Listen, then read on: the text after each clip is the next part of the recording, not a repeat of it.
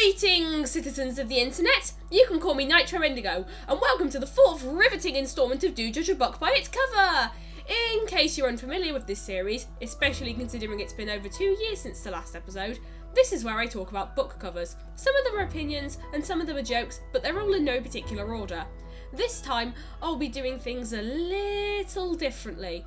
If something is a work of literature, in other words, it's fictional and prose, I can guarantee it won't be in this video.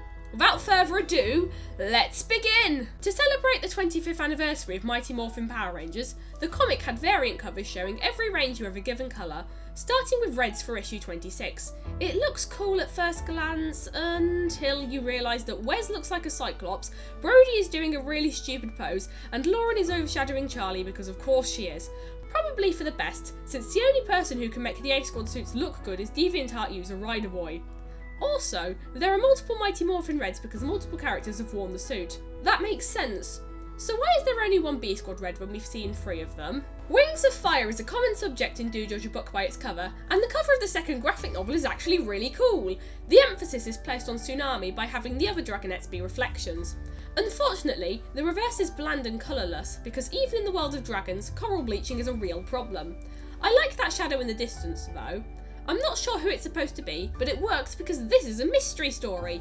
I found the book engrossing in the same way as the early Harry Potter books for that reason, and the graphic novel takes advantage of its medium by showing details about all of the suspects on scrolls, instead of in dialogue like in the original book. The cover of the Kingfisher Animal Encyclopedia is too busy. Why is there a random butterfly on top of the logo? Why is there a penguin in the foreground when there are plenty in the background?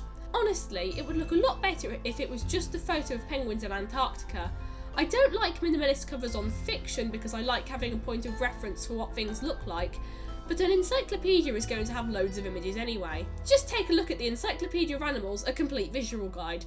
I'm not sure why this random frog was chosen to represent the entire animal kingdom, but at least it gets the point across. The cover of Ripley's Believe It or Not 2019 is nonsensical. Usually, the covers show close-ups of shocked eyes, both to mirror how you'll look when you read them and to play on the phrase seeing is believing.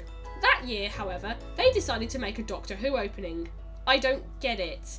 It's holographic, which is cool, I guess, but this book is no more about time or compasses than any other Ripley's book. And then the hero of Winds fell into the ocean and drowned. The end.